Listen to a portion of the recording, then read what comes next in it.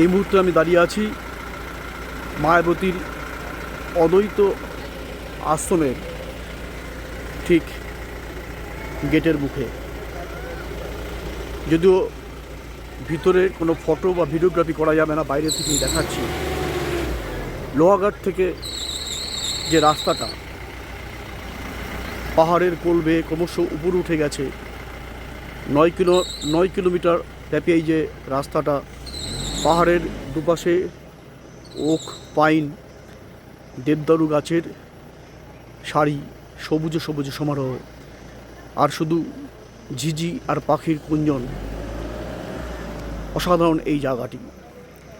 এবং স্বামীজি চেয়েছিলেন হিমালয় পাহাড়ের নিভৃত কোণে এক আধ্যাত্মিকতার কেন্দ্র তৈরি করতে, এবং তারই বাস্তবায়ন দিয়েছিলেন স্বামীজির দুই বিদেশি শিষ্য সেভিয়ার দম্পতি, ক্যাপ্টেন সেভিয়ার এবং তার স্ত্রী। এবং স্বামীজির অনুপ্রেরণায়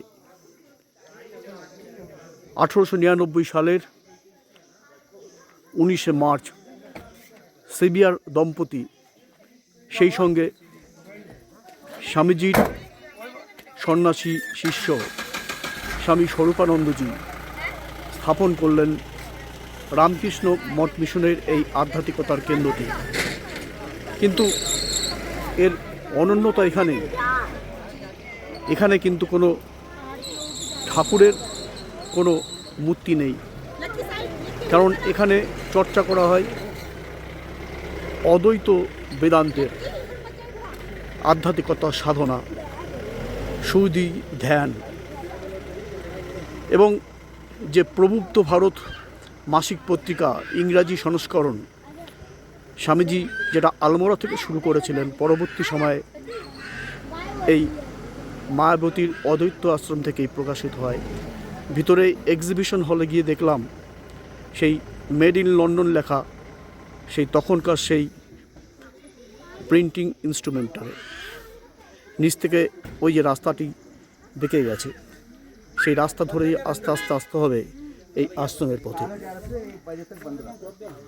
আরেকটা বিষয় জানলাম, সেটা হচ্ছে ওই যে আমি এগিয়ে যাচ্ছি আস্তে আস্তে, ওই যে রাস্তাটা ছোট্ট একটা ট্রেকিং রুট পাহাড়ের বুকে উঠে গেছে, যেটার নাম জারাঘাট। প্রায় 1.5 কিলোমিটার উপরে এই রাস্তাটি উঠে গেছে। এবং স্বামীজি সেই উপরে একটা ছোট্ট ধ্যান করার মঞ্চর মতো আছে, আমি যাইনি, শুনলাম।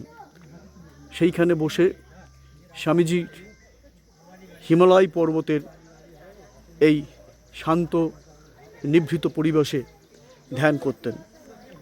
আর এই যে রাস্তাটা ধরে আমি এগিয়ে চলেছি, এই রাস্তাটা ধরে এগিয়ে গেলেই বেশ কিছুটা উপরে উঠতে হবে। সেখানে গেছিলাম, সেখানে একটা গোশালা আছে, আর গোশালা পেরিয়েই ডান দিকে একটা ছোট্ট একটু এগিয়ে যেতে হবে হেঁটে, জঙ্গল ঘেরা জায়গা।